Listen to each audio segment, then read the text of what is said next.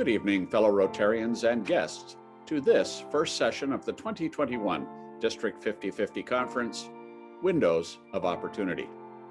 My name is Rod Thompson, and it's my pleasure to act as your MC for the conference. Please be advised our session is being recorded for availability on the District 50/50 YouTube channel. While our conference is being broadcast electronically this year, the City of Chilliwack was to be our host venue. At this time, we recognize the traditional territory of the Stalo First Nation and the Coast Salish peoples who inhabit the lands of District 50/50 on both sides of the US-Canadian border. As our district covers areas of both British Columbia and Washington State, we will now have the Star-Spangled Banner, followed by O Canada.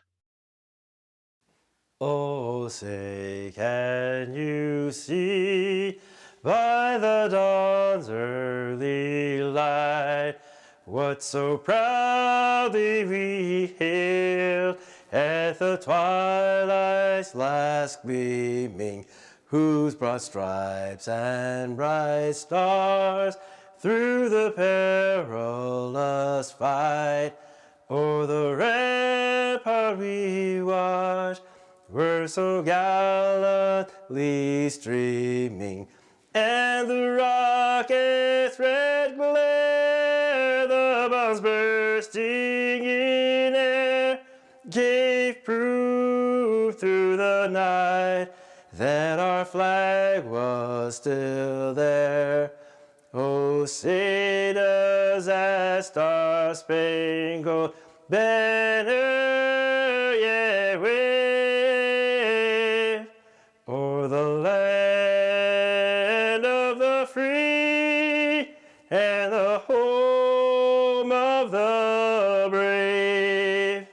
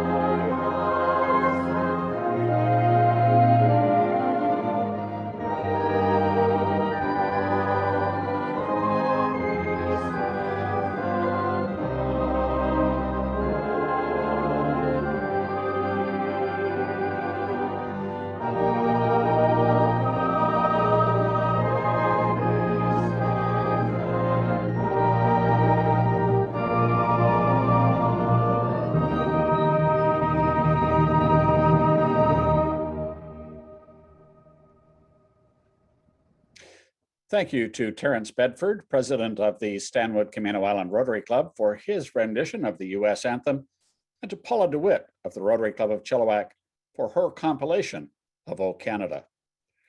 We trust those of you who joined the social prior to this session enjoyed your time together and the trivia challenge put together by Rotaractor Jamie Lynn and Rotarians Deborah Suter. As well, you had the opportunity to gain a more clear understanding of the breadth and scope of Rotary through the display of the flags of Rotary, culminating with the one flag which unites us all, the flag of Rotary International. As we move into our program, I will acknowledge Rotary dignitaries in attendance tonight, including past Rotary International Vice President and current Rotary Foundation trustee from the Rotary Club of Langley Central, Dean Roars.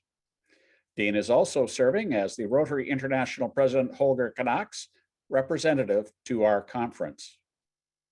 In addition, we have a number of past district governors on our call tonight, and they are listed on the slide on screen.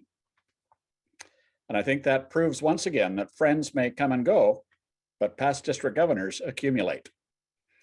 We also have 3 guests joining us from outside our district. I'd like to welcome from District 5060, past District Governor Dan and Marlene Doherty, current Governor from District 5030, Kathy Gibson, and from District 7040, current Governor Hattie Mortada. Thank you very much for joining us this evening. It's now my pleasure to introduce member of the British Columbia Legislature for Chilliwack, Dan Coulter, to bring greetings from the Premier. Dan, over to you. Thank you, Rod. It's my pleasure to bring you these greetings from the Premier. As Premier of the province of British Columbia, I'm pleased to extend my warmest greetings to all Rotary members attending the 2021 District Conference for Rotary District 5050. The District Conference provides an opportunity for Rotary members to share the good work being done while strengthening the ties of fellowship that have contributed to your success as part of one of the world's most reputable humanitarian service organizations. Over the years, Rotary District 5050 has developed an impressive record when it comes to serving communities both locally and globally. Whether it is supporting students through scholarship programs, working to eradicate polio, sponsoring breakfast programs at local schools, or fundraising for charity, your members have truly lived up to the Rotary motto, service above self. While we may not be able to gather in person this year, we can still come together at a distance to connect, learn, and grow together. A virtual event of this magnitude takes a significant amount of time and energy to organize. And I would like to express my gratitude to all those who have worked to make this year's conference possible. It is wonderful that Rotarians from over 58 clubs can participate from the safety and comfort of home. And I have no doubt that you will be inspired and entertained by the incredible lineup of speakers and events. Please accept my best wishes for a memorable and engaging conference. Honorable John Horgan, Premier of British Columbia. Thank you very much, Dan, and thank you to Premier Horgan for that message and for continued support of the valuable work Rotarians provide to support communities throughout the province. Well, as I mentioned earlier, this conference is being broadcast from the traditional territory of the Stalo First Nation. We have Chief David Jimmy with us tonight to offer comments. But David, before I turn it over to you, I would like participants to hear a bit of a story about you that I was told by a reliable source. First, I want to confirm that you have an MBA. Is that correct, David? You'll have to unmute, David. Yes, that's right. Okay, and as we can see from the photo, you have tattooed sleeves. That's also correct. Is that right? Yes, wearing myself on my arms. On your arms, there we go. Now, I am also told by those who know you that you have a bit of a mischievous glint in your eye. Is that also correct? Some may say that, yes. Some may say that, okay. And I am also told that you grew up listening to punk rock, heavy metal, and rap. Is that true as well? Guilty as charged. Okay, so none of the musical genres then. That's fine. and a bit of old school rock and roll from my father. Good old rock and roll. Okay. And I'm also told you're okay with a little lighthearted teasing or some humor. Is that also true? Absolutely, as I've been labeled as the brat from some of my fellows. Ah, okay, the brat. All right. So, and last thing to confirm, you played some hockey when you were growing up as a young man. Is that right? Definitely a hockey player, yes. Okay, so the story goes that when you played hockey, that you were somewhat immune to the sometimes salty language of your teammates, both in the dressing room and on the ice. Would that be a fair thing to say? I would say I was very aware and attuned to what our coaches might have thought about how we carried ourselves. Yeah. Okay, great. And further, that you made up some words to take the place of those expletives that some of your teammates might have been using. Is that also true? I did, yes. Okay. And I asked the person telling me whether it was all English or maybe some Helkamayam in there, but he wasn't able to answer me with that. So I want you to know that the teammate that told me that story took your use of those additional words and not using bad language, or, you know, as a sign of your leadership and your leadership within the group. of staking out your ground and saying, here's my position and I'm going to stick with it, even when you might have been teased or ribbed a bit by your teammates. So David, with that, we thank you for joining us tonight. And if you would, please, your greeting. Thank you so much, Rod. Very nice to hear some of those comments. Is when you're growing up, you don't necessarily think of them at the time of having some form of impact, but nice to hear that some fellow teammates had thought that way, and always happy to provide that respect and recognition to the coaches that dedicated themselves to helping us move forward. So a nice story to be reminded of, so I appreciate that. Eswell, Lenukhia Tosqui, Tolitzo Kwa Squayala, Tolitzo Kwa Tsolquayak. In our traditional Halkomelem language, just introducing myself in Halkomelem, that my Hualmoch name is Lenukhia, one who works for the people, and my English name is David Jimmy. I've been the elected chief for Squayala for the last 12 years.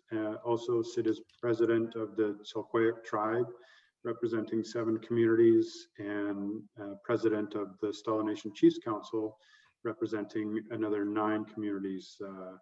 So today I'm very happy to provide a bit of a welcome and acknowledge each of you for your dedication and your work and your contributions to I think we all strive to find something that we really truly believe in and can contribute and dedicate our time to, and making a difference. When I, think about the understanding of what goodwill means and what Rotary does, I can relate it so very well to my role in the position of chief and leadership, and thinking about how I can contribute back to my community, and think about what it means as far as we all identify some of the challenges we have related to social issues in our community. We talk about health, we talk about housing, we talk about post-secondary education, tech and trades education, how we can support young single mothers, like all of the things that mean something to us, and we all can relate because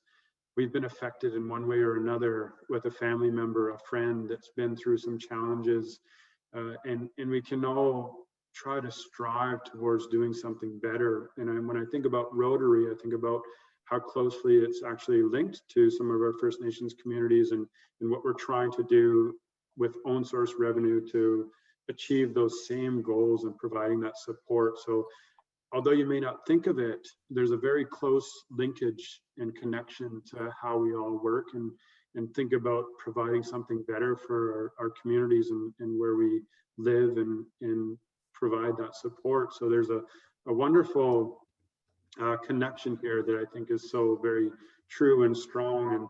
And I want to acknowledge, I have to think of the leadership we have here locally in Chilliwack, and our MLAs, Kelly Patton and thinking about Dan Coulter, congratulate them both on their recent appointments to their position and election. Wonderful to see that they come, in full force with a care of and passion of contributing to community. Our mayor, His Worship Ken Popoff, who the same thing. He's come into this position. He's been dedicated for years and really wants to see a wonderful, change start to take place in how we can incorporate our relationship and how we build that together. So those 3 are very important in our community in Chilliwack and how we move forward. And just want to acknowledge them for their work and their dedication to the time moving forward. And I want to thank also Doug Wickers for the invitation for me to actually provide a welcome today, because things are starting to change and we're starting to work together. We're starting to build these relationships and understand how we work together and move forward together. And a simple welcome on behalf of our territory goes a long way. And some may not understand what that means because it's something that may be new to them. But traditionally for us, we used to have visitors that came along the river because the river was our way of passage. And we used to put up our hands when visitors came on their canoes. And it was a sign that we weren't holding weapons. we were here to welcome you on behalf of our community to come into the territory and say that it's safe to come into the territory, because we used to have raiders come into the territory and take away women and children. And so that welcoming that you see when people raise their hands is that sign of friendship and welcome. So I'm very excited and happy to be here today and offer that little bit of knowledge about what it means to provide a welcome, and also acknowledge the fact that we're very closely linked when it comes to Rotary in our Indigenous communities, and how important it is to continue to build the relationship with our neighbors and move forward together, because we're much stronger when we all work together and move forward together. So once again, Rod, thank you again for reaching out to me yesterday and confirming and having a quick conversation. Doug, for the invitation, and all of you for your contributions in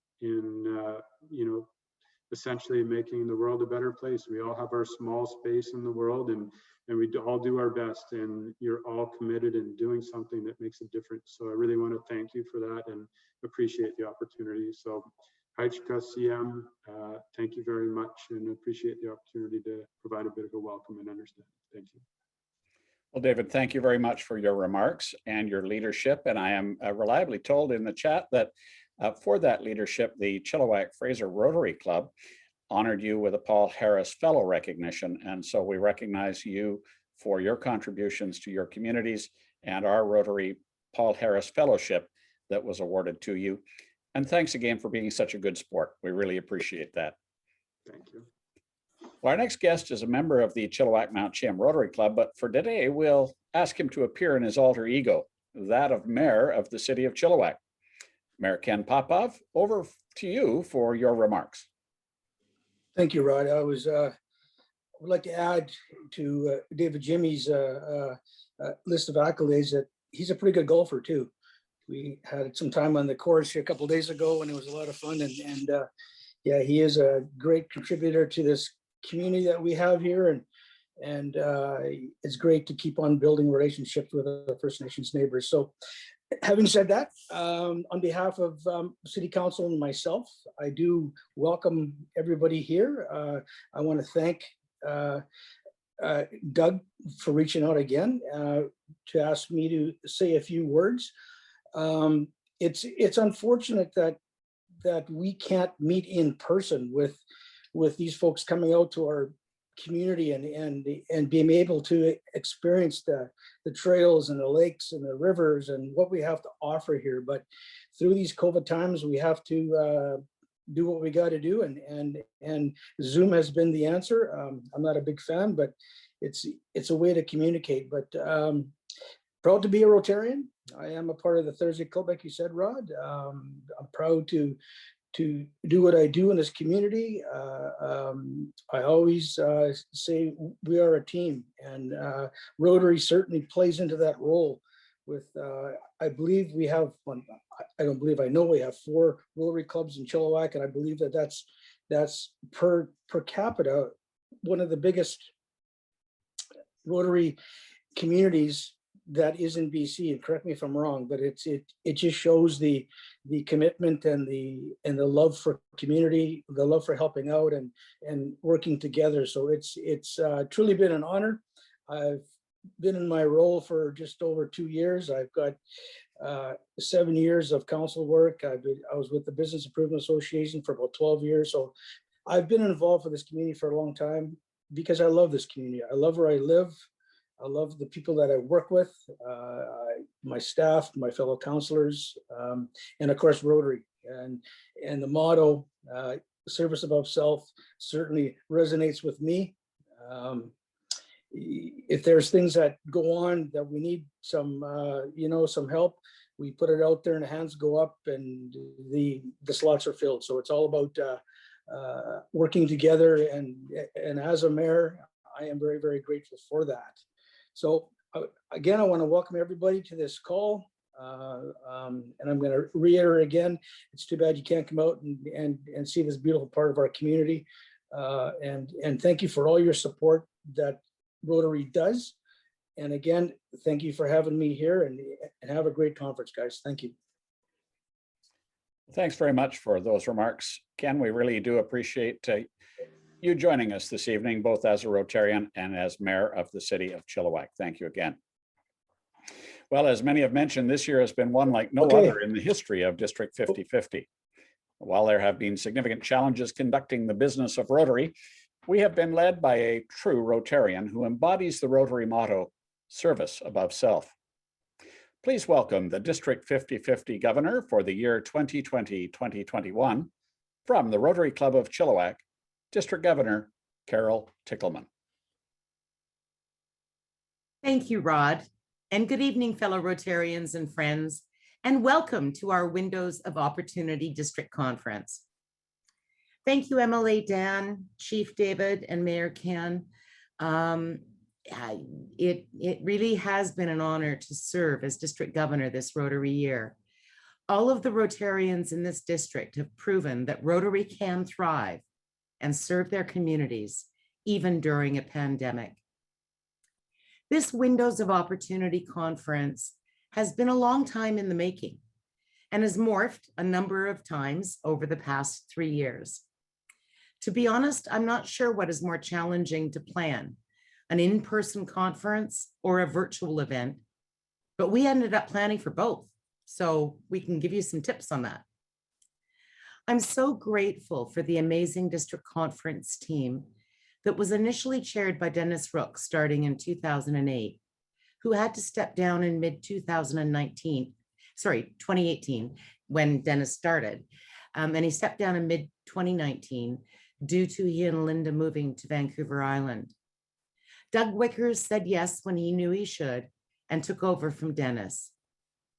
The committee, including all of the people on the slide that Alan is showing, they say it takes a village to raise a child, and it takes dozens of Rotarians sharing a variety of skills from a bunch of clubs to put on a district conference. To each of you, thank you for all your commitment and dedication to making this event a reality. It truly has been a pleasure working with all of you. As I said, we planned for an in-person and a virtual event. That took a bunch of different skills depending on which type of an event it is. As Mayor Ken said, we really wanted to open our doors to you. We had to change our logo, and when we changed to the Windows of Opportunity Conference. So do come visit us in Chilliwack. You'll be blown away by what you see here. I'd also like to thank all of our generous sponsors of this event, who will be highlighted at various times throughout the conference. All of these fine businesses have a Rotary connection, and we thank you for your amazing support of Rotary. Enjoy the show, everybody, and back to you, Rod. Well, thank you very much, Carol, for those remarks and for the recognition for those that worked on your committee to put this wonderful conference on Windows of Opportunity, the windows of Zoom, as opposed to in person in Chilliwack. And I know that from what we saw in the chat before the meeting, many of us are looking forward to getting back together as soon as we possibly can to enjoy the fellowship of Rotary. When David Jimmy was making his remarks, I was reminded that one of our principles is fellowship so that we can further community service. So it is very important that we all remember that. Well, District 5050 is indeed blessed with outstanding leadership at the club, district, zone, and indeed Rotary International levels. One of those outstanding leaders joins us as President Holger Canuck's official representative to our conference. Past Rotary International Vice President and current Rotary Foundation trustee, Dean Roars, has a distinguished history of service through Rotary to her community and in her previous home of South Africa. I encourage you to read her biography posted on the conference website for more detail. Beyond the achievements listed there, I can tell you from personal experience, the words of the biography cannot capture the passion Dean brings to her life and her service in Rotary. Having served with Dean in a variety of capacities, I can attest to her intelligence, her compassion, and her drive to improve Rotary and the lives of those we serve. Fellow Rotarians and guests, please welcome from the Rotary Club of Langley Central, Rotary Foundation trustee, Dean Roars. Thank you, Rod. Oh, what a joy. What a joy it is to be able to join my family of Rotary and the guests that are here together at this wonderful conference. And Rod, when I see you before me, I cannot but reflect on the trip we had together in Russia, the fun we had, the adventures we had, and some of the hidden stories that I have to tell when I've had a glass of scotch and you're not around to keep me quiet. Maybe sometime as we come together over today and tomorrow, I'll share some of those stories. But I'd like to start by just saying that all protocols observed. I'm sure that if I went through the list of people I need to acknowledge, I'll leave somebody out. So I'll do it the African way and just acknowledge everybody who has gone before me and will come after me. I bring greetings from President Holger and Suzanne Knark. As you know, they cannot attend every district conference, so many of us are privileged to stand as their representatives at a district conference. It was my joyful, joyful acceptance to be Holger's representative at this conference. You are my family, you are my Rotary home, and I love you all dearly. So it means that much more to me to be able to share this time with you. Holger Knark's theme, Rotary opens opportunities, and Carol's theme of the windows opportunities, and knowing that we build together here a house of friendship means that we are coming together to build the dream of Rotary. We can share our stories over the time we are together today and tomorrow. We can be educated, we can be motivated, and we can be inspired. But best of all, we can renew our faith in Rotary. So enjoy the time together. Thank you for having me. And I'm excited to be part of this journey. Carol, thank you. Thank you, Rod, for leading into the introduction. Thank you, Alan, for all the background checks to keep me sane and normal. And thank you to the whole committee for having put this together. It's going to be exciting. And remember, if a window of opportunity opens, don't pull down the blinds. So take it to heart and enjoy the next hours together. Thank you. Thank you so much, Dean. And yes, we can share some of those stories of our trip to Russia, but you know I can give as good as I get on those ones. So, you know, if you want to open that window of opportunity, we can jump through it and see where it leads. And of course, you'll be joining us again tomorrow with an update on the Rotary Foundation and also on the future of Rotary. And we look forward to having you back for both of those sessions. Now, on behalf of Rotary District 5050, I welcome our first keynote speakers. Please note our recording will be paused at the request of our presenters. During the presentation, if you have any questions for our speakers, please type them into the chat box and remember to send them by hitting your enter bar. At the end of the presentation, I will moderate discussion around your questions.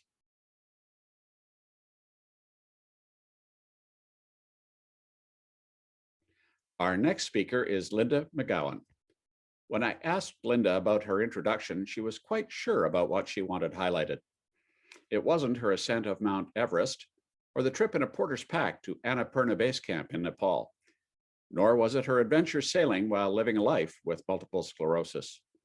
Linda simply asked that we be encouraged to follow our dreams, no matter how large or small. And wherever you are, do your job well, and always, always think outside the box. If we do that, we will most surely embody her motto. With enough patience and time, there is always a way. We now join Linda's presentation in progress.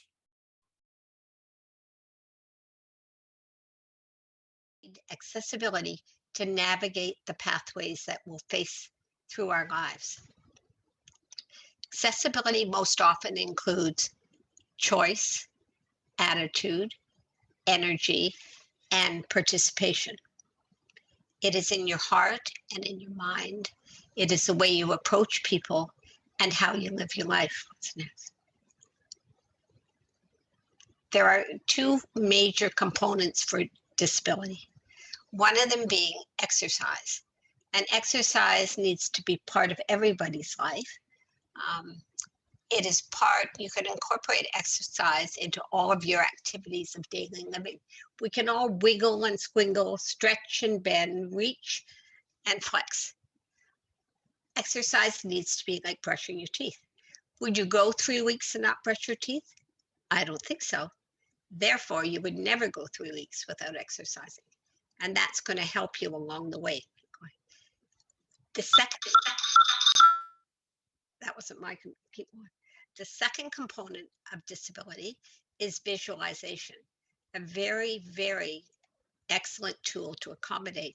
It means taking your task at hand, reviewing the steps, visualizing it, and then go for it to make it happen.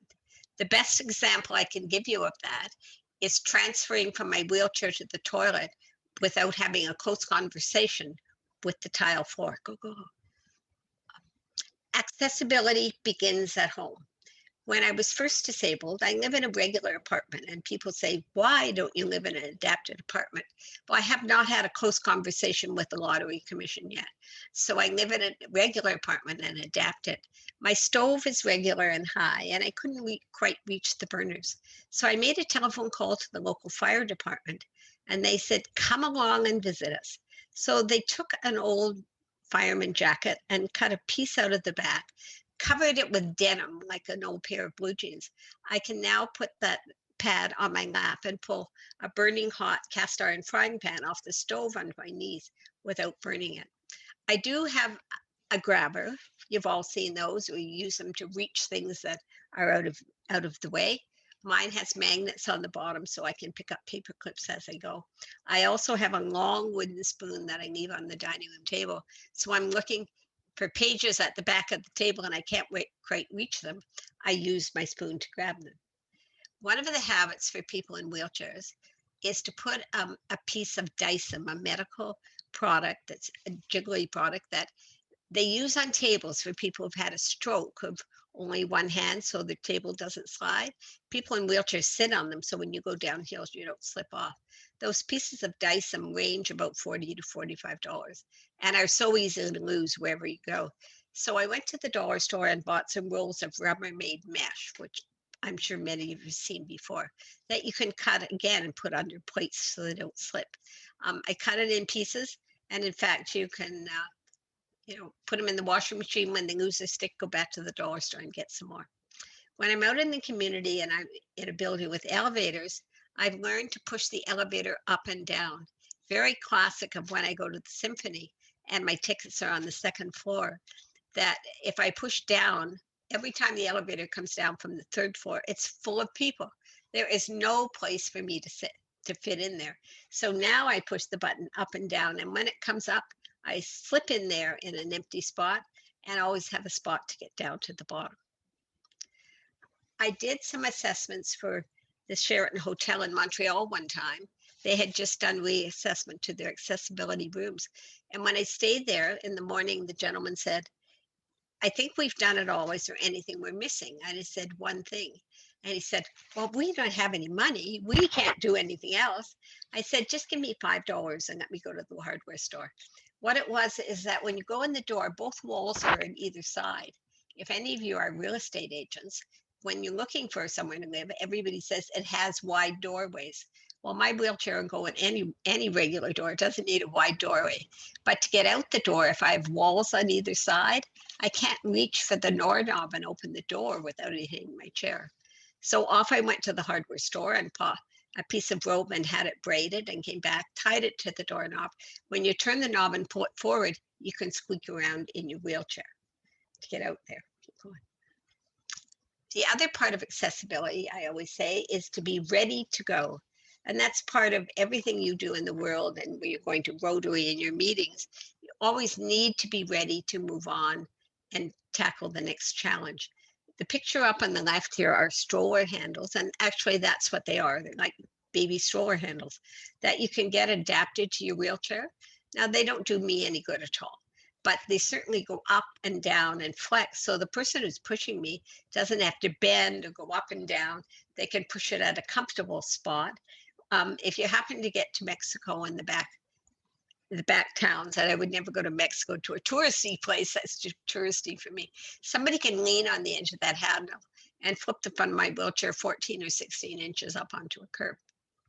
I always have a bag at the door. If you have a bag at the door, it needs to have necessary medication, something to snack on, a granola bar, some fluid, and designed to the appropriate climate that you're in. So in the summertime, it includes sun hat and sunscreen. In the winter, toque, mitt, and a scarf. The water bottle in the middle is if you're a grandparent and you're going out with your children, or a parent going out with their child and forget the toys at home, a couple of dimes in an empty water bottle, which we're not supposed to have, but some of us still do, makes a perfect rattle. So accessibility is an important part of everyone's life. It adds independence, spontaneity, and improves quality of life, both for you and the people you work with. So I found as I went along that MS did not mean that I had to discard my dreams. It only meant that I approached them with a little more ingenuity. When I was in high school, my high school yearbook said that my goal was to travel the world, and the probable result would be paddling a canoe around the world. Well, in fact, I'm not paddling a canoe, but I'm using the same shoulder muscles to navigate a wheelchair around the world. After I'd had MS, about 6 years, and I'd had it a whole long time, like 37 years, but after I'd had it for a while, I spent a weekend at home just thinking. I didn't eat or drink, just drank tea. And by Monday morning, I decided, was I going to stay at home and moan and groan, or was I going to take what I had and do what I can to it? So Monday morning, I booked myself a return airfare to Beijing, China. And by Friday of that week, I'd purchased my first wheelchair. I could walk with a cane, but I knew that when I got to Beijing, into the Great Wall, if I had to walk half a mile to get to it, I wouldn't be able to walk on the wall, which actually happened. So I used my chair to get to the bottom of the Great Wall. I had a bike lock from Cap Cycle. I tied my chair up and I climbed on the wall using the railing and one cane. The picture up here shows my second trip to China about 14 years later, and I in fact wheeled on the wall. What comes next? If you're going to choose to travel, you need to open your eyes to the world. And if you want it to be like home, stay home, because it's not going to be. In this day and age, we have the advantage of the internet, and it's things that we used to get from a Lonely Planet guidebook or our imagination. But with the internet now, if you're looking for specifics, I always find if I say a wheelchair accessible transportation Amsterdam or public transportation Southampton, or hotels in Timbuktu or in Dubai, then you will get some of the information. You can really specify it down. I don't want a hotel. I want a guest house out in the country. I don't want to keep going. I don't want to stay in a hotel. What do we say? Before you go on a trip, you need to consider packing. You need to take the absolute essentials with you. Prophylactic medication, for those of you who are nurses, you know what I mean. For the rest of you, prophylactic medication is something you might need. And I can tell you, I carry it with me all the time. I carry Gravol, I carry aspirin, I carry antihistamines for allergies, none of which I use, and I am a nurse, so mostly I just give away. So you need to do that preparation. When you're taking your bag, I always suggest take as little as possible, take the essentials as little as possible. The more you have, the more you have to look after, the more time it takes, and then you're spending your time and energy organizing your stuff instead of helping other people and having fun on the trip you're going. There's a couple of essentials that I would not go away without. One being baby powder. Baby powder will help you in enormous ways. In many countries, the sheets are canvas. If you're staying in Nepal in a guest house, it's a piece of plywood and a 1/4 inch rubberized mat with no doors or windows. And that's pretty rough to get on. But baby powder softens a canvas sheet, makes it easier to slide. If you run out of deodorant, you can use that. And it makes the absolute best dry shampoo you've ever found. When I did, we'll talk about that after, but when I went to Everest, my partner Doug, I said, are you going to come with me? He said, no, I don't think so. He said, where are you going to shower? I said, at 18,000 feet and 15 below zero, with just water from a tap, I'm probably not. But the baby powder was enough to use as dry shampoo. The other thing is duct tape. My children tease me because I tried to tell them. They said, Mom, it's not quack quack tape. But if you look it up, it was originally quack quack tape. It's now like furnace duct tape. But the duct tape does great for repairs. It will repair the zipper, broken zipper on your bag. If this hem comes out of your pants, you can do that up. If you get a rip in the side of your jacket on the inside, you can put that on the seam. I will tell you that when I was in India and I was up in the mountains and it was really steep and my little piece of Rubbermaid wasn't going to keep me from sliding on this chair. So I took a piece of duct tape and turned it inside out with a sticky side out. So the sticky part was on the chair and under me. And believe me, on those steep hills, I didn't slide. But when we got back to our guest house, it was pretty hard to get me off that chair because I was so well stuck with the duct tape. Keep going. There are a couple of things ready to go. I always say, what's the other? Feel the fear and do it anyway. I do need help when I'm traveling now. I used to travel entirely alone, but I need help in the morning to get up, and I don't always take someone with me. So I advertise. I've advertised to MS societies around the world, to Craigslist. When I went to Portugal, I found a site that says hire and fire Portuguese students. When I went to sail in Halifax at the disabled sailing race, I put an ad in the university in the physio department and got a physio student. And I think of the feel the fear and do it anyway, because Leanne, when she walked in my room in the morning, she said, I did not know what I was walking into. And I'm lying in bed and can't get up and I'm saying, I don't know who's walking in this door. So sometimes, tell me what's that you just have to feel the fear and do it anyway. The picture that's up on the slide right now is of Mount Everest. It might surprise you that the one in the middle is Everest, which in fact is dark and rock because it's so windy up there, the snow flies off it. When I'm away, I always say sometimes that you have expect the unexpected, and I can give you a couple of examples of that. When I was South Africa and needed to get to an airport, the locals just convinced me, oh, we have wheelchair taxis. We have wheelchair taxis. You will have no trouble. So we called a taxi. I was with a girlfriend of mine and we waited and waited. And when the taxi came, it was a little wee Volkswagen. And I said, but I thought you had wheelchair taxis. And he said, but your wheelchair will fit in it.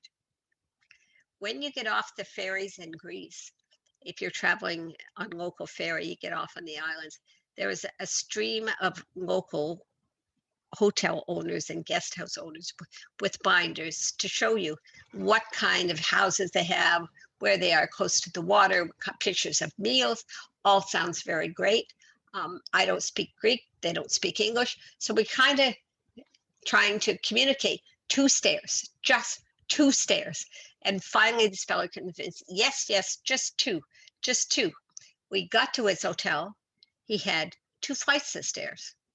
So back we go to the dock again and start all over again looking at their binders. I had a really interesting experience when I was in Kenya and I was staying at a camp that they said it will be a room with a wheel and with an ensuite, an attached shower. Well, in fact, when I got there, it was a tent with a zipper out the back. And when you unzipped the zipper and went out, there was a hose hanging out of a tree. and a big hole in the ground. So that in fact was our ensuite and wheel and shower. Keep going. Some of these other pictures show on the right-hand side in my introduction, I was carried by a porter in Nepal to 14,000 feet on his back to Annapurna Base Camp. The picture in the middle is me and I can't quite believe it when I look at it. I was in New Zealand, and as you can see, there's no railing on the left-hand side of my chair, and that river went down about 200 feet into a raging river. I was at a friend who went up the mountain to take pictures, and I heard this shouting, "Don't move, don't move, don't breathe, I'm coming." I think he thought I was going to go over the edge. And of course, our camel in Africa. Keep going. There's a couple of other things that I always suggest, and this is something that you'll find in your excursions with Rotary, is to trust the locals. If you have any questions or doubts, ask the locals. They know their country, like Dallas and Alicia was saying, they know their country, they know their culture, they know where it came from, they know where it's going, and you have to trust them totally. I was in Egypt one time and was going down the Nile River on what they say was a cruise ship. It was actually like an old wooden tugboat where I slept in a sleeping bag on the deck. And the sailors picked me up in the morning to put me back in my chair. Now, 98% of North Americans who go to Egypt get gastritis or Montezuma's revenge, and everybody was sick. One of the sailors came out with huge white chalk pills, like big horse pills. And I said, "Yes, I'll take one." Well, I was with a couple of nurses I'd worked with, and they said, "You can't take that. You're a nurse. You don't even know what you're taking." I said, "No, I don't. But this gentleman lives here and he's seen people before and he knows." And so I took the big horse pill, and the next morning I was sitting on the deck cross-legged having a cup of coffee. I originally went to climb in the Inca ruins month, my oldest son, to go back, with when he was in university. And there's always a concern when you're in the mountains of getting altitude sickness. And so we met a local gentleman, and very local, with a multicolored blanket over his shoulders and a black hat, leading 3 llamas. And he showed us a plant. And he said, "Well, if you don't want to get sick, sniff the munya." So every day we looked around the rocks to find this plant and sniffed it, and we never got altitude sickness and never got sick. Now, I don't know if that happened because we sniffed the munya and did the other example, or in fact, if we weren't getting sick anyway.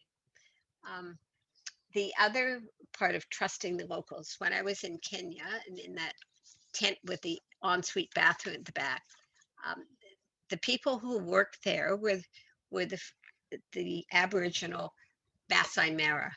And so I met another lady from the States, and one of them invited us to their village. So off we went on Saturday night. Before I leave, I read about the local cultures, about what kinds of things are valuable to bring them as gifts, what are their habits. And so there's no insult to as being a foreigner in their atmosphere. So we went to the village, and I had also read that the natives drink the blood of animals as a sacred drink.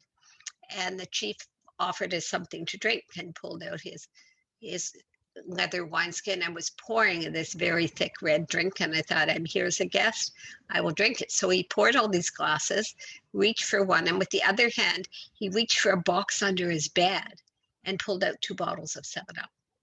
He said, "I always keep something here for my guests."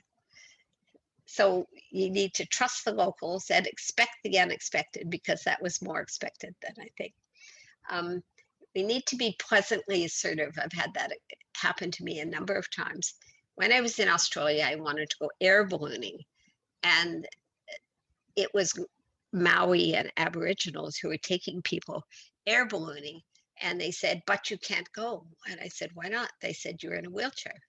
They said, "We've never taken anybody that uses a wheelchair." I said, "Has anybody ever asked?" He said, "No, nobody's ever asked." I said, "Well, you could be the first people in the world to advertise that you can take a wheelchair in your air balloon." So after a few minutes, he threw up his hands and he said, "I'll pick you up at 4 o'clock in the morning."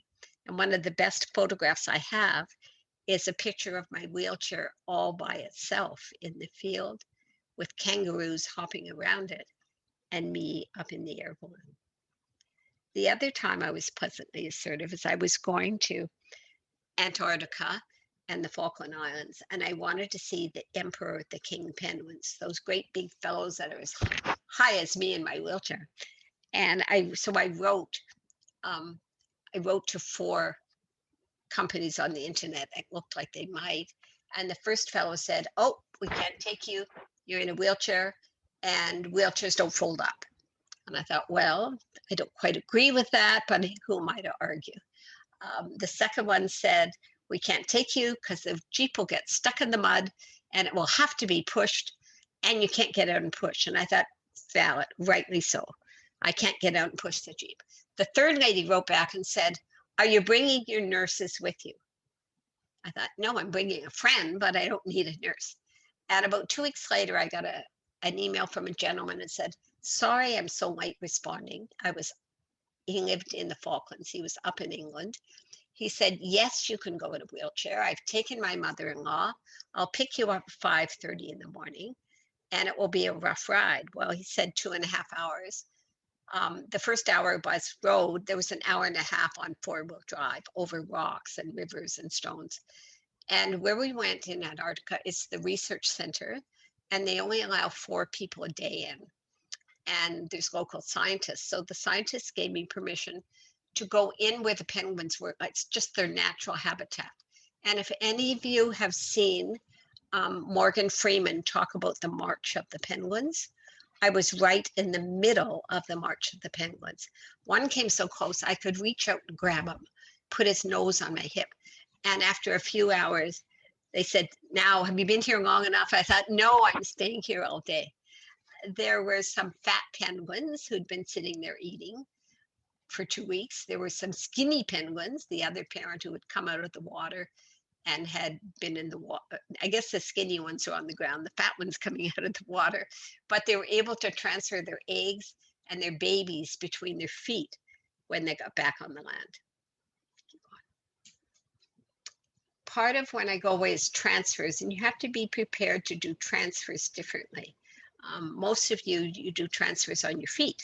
You can stand up and walk. When I do transfers, I have to go somehow from my wheelchair to a bed or to somewhere else without being able to walk.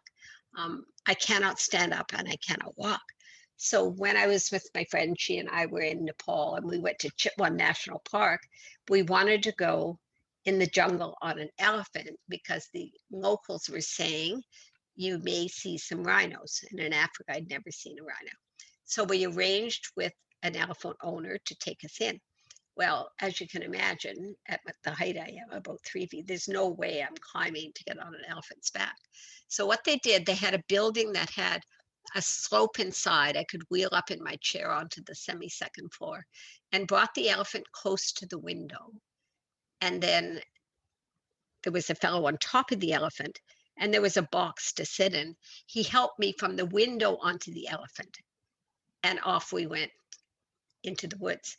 Now, when we came back, there was an army checkpoint that were blocking the road where my wheelchair was.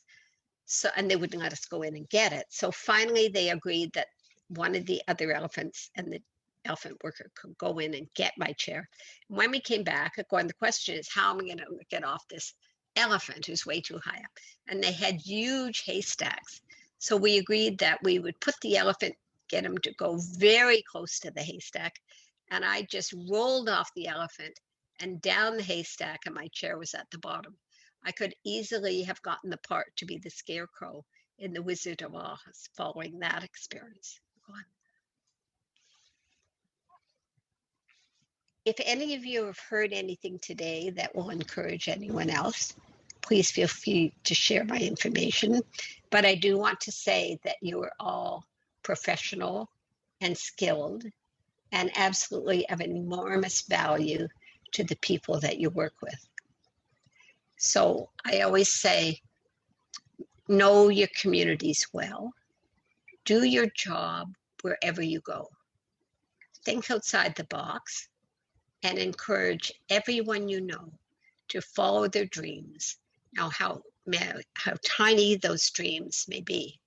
Robert Frost wrote a poem that said, there were two roads diverged in the woods.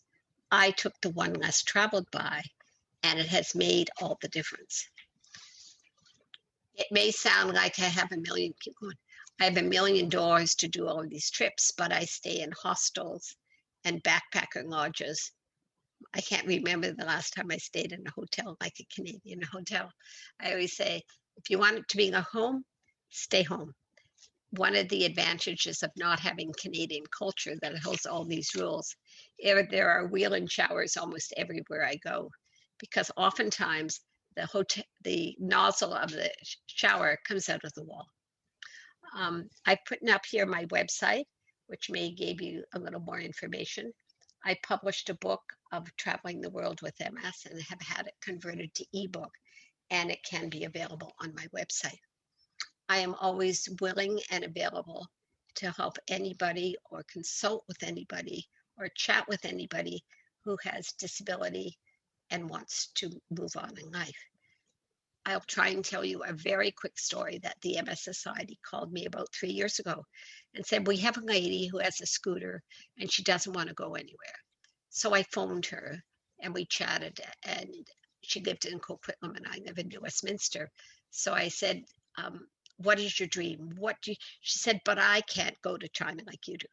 I said, no, I know that, but what do you want to do? She said, I want to go to Metrotown and have coffee at Tim Hortons. I said, I'm coming Saturday. She said, you can't come Saturday. I said, why not? She said, it's your day off. I said, I don't have days off, I'm coming. So I met her and we went on the bus and we went on the SkyTrain and went to Metrotown and had coffee. I didn't have any because I didn't know where the closest washroom was. I took her home on the SkyTrain, took her home on the bus, and left her. About 2 weeks later, I called again and I said, are you doing anything Saturday? She said, no. I said, I'm coming. She said, well, you already came once. I said, I'm coming twice. So we went and did the same thing again. And I gave her my card. And at the end, I said, when you are ready, I'll need you to call me. Because it's not helpful for her if I'm always there to do it. 3 weeks later, I got a phone call that said, guess what? And I said, what? She said, I went on the bus.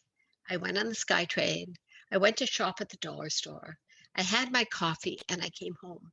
And you could have handed me $1 million. It's that satisfaction that somebody has been able to follow their dream, no matter how tiny that dream may be. Thank you. Linda, thank you very much. And again, I'm going to hand it over to Doug Wickers to thank you more formally. But Linda, just a couple of notes in our chat. We are seeing some notes about folks that have spoken about some things that help people in wheelchairs and that have challenges. One is an organization called Langley Possibilities Society, which is working on clarifying how stores, hotels, etc., can correctly allow people with disabilities reach their facilities and accessibility issues there. So it's good to see. I'm very with social. I'm very familiar with them. Yeah, and then I've gone to some of their meetings. Great. And somebody noted an organization called I Can Travel To, TOO, on Facebook. And they help people, particularly in Central America, who want to travel, who have physical limitations or challenges, and they help there. So there's a couple of things to think about. And a number of messages here thanking you so much for the inspiration that you bring to us. And is Co helping you tonight? She did. She came to help me because I'm in a power chair and I can't reach over to the mouse while I'm sitting. Yes, my friend Co. Right. So we want to thank Co as well for being with you tonight. And Linda, you put up the website. I presume there's a contact form there. People can reach out to you if they have further questions or. I placed on the website to put comments, but I'll also put out for anyone. You should put it in the chat. Can you do that? My email address is pretty easy. It's Lynn. Can you put it in the chat? LIN@shaw.ca. And at any time at all, if anyone wants to give me a call. Sometimes you know somebody who has MS or somebody who has, and sometimes it's just a matter of chatting and encouraging people. And to know that the MS doesn't mean that you discard your dreams. So Linda, you spoke about people you've spoken to and worked with that help them get out and become more mobile. You do some work, I understand, as an advocacy for accessibility with TransLink. Could you give us a little insight into that work? Yeah, I'm actually the community outreach liaison for Handy Dart Services for Metro Vancouver. My background is I am a nurse. I was a community health nurse and the home care nursing administrator at the city of Burnaby. So I've worked in a number of nursing roles. After I was in a chair, I worked for the city of Burnaby looking at accessibility in libraries and rec centers, etc. And now I work with Handy Dart, and I really look at the nursing type issues that the drivers will bring forth. That somebody now needs a wheelchair and has 3 steps up the front door, how can they get a ramp? And they can't afford to do that.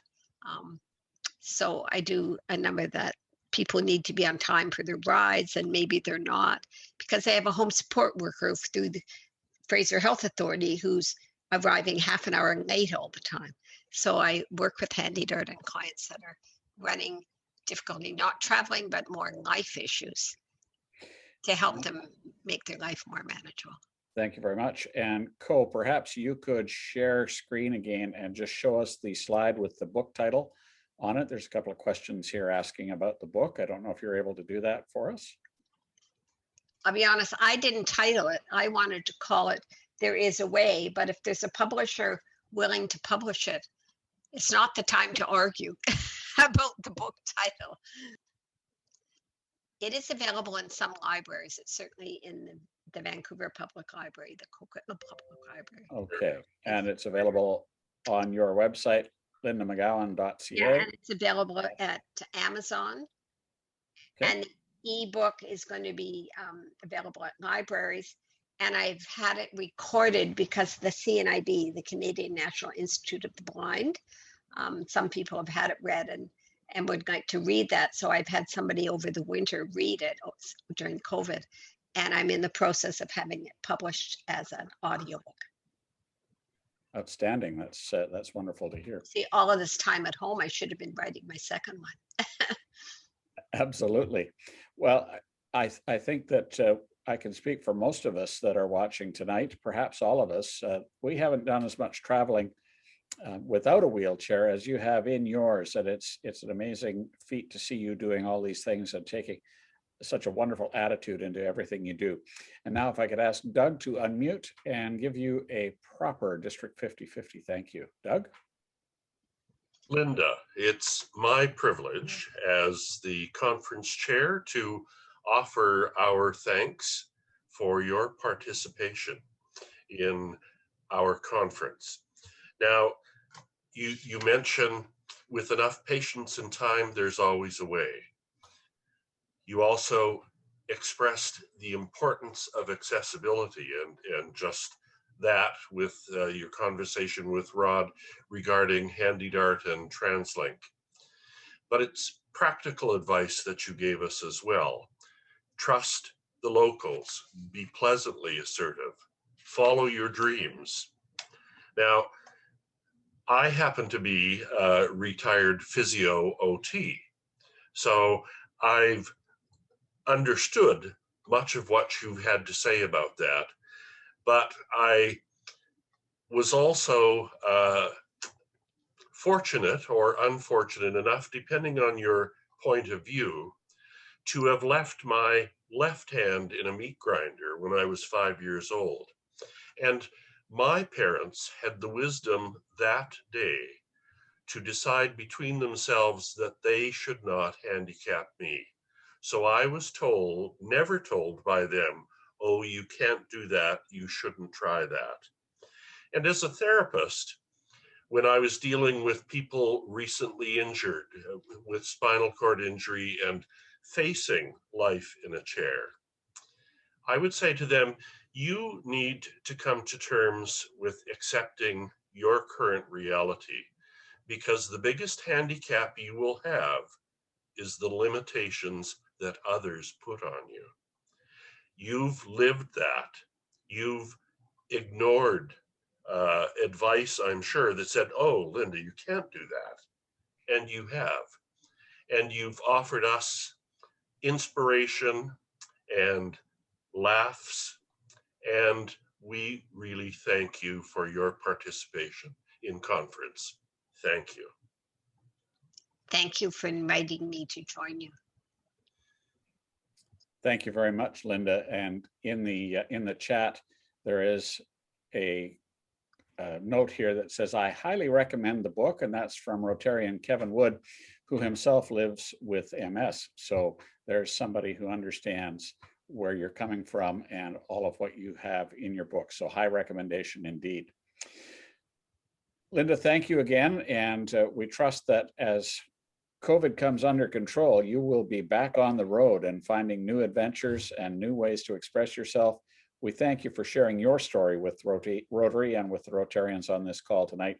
Thanks to you and to Co as well for her assistance. Thank you. Thank you very much. I just want to throw one in. The last trip I did just before COVID is I traveled on the first accessible Camino pilgrimage route on the route of St. James in Spain. Okay, thank you very much. Did you see the big bomb for at the end in the chapel at the end? The big Yes. I'm told it's amazing. So there you go. Now you'll have to look up, if you don't know what the bomb for is, you're going to have to look it up now that Linda and I have talked about it. Yeah, thank you, Doug and Linda. And now this is just a reminder that as we bring this session to a close, our first session tomorrow morning is a coffee social, and that link will be open at 8:45. And then there'll be breakout sessions that follow under the direction of Deborah Suter. And our program tomorrow features several Peace Scholars and a Rotary Foundation update from Dean Roars. And that's during the morning. And our afternoon session will present district awards to deserving Rotarians. And Dean will give us some thoughts on the future of Rotary. So again, that's 8:45 for the coffee social and 9:45 to log in for a 10 a.m. start for our morning session. With that, I will thank all our participants. Thank you so much for being here this evening. We look forward to seeing all of you and more tomorrow morning at 8:45 for coffee, 9:45 for a 10 o'clock start to tomorrow's sessions. Thanks, everybody, and a very good night.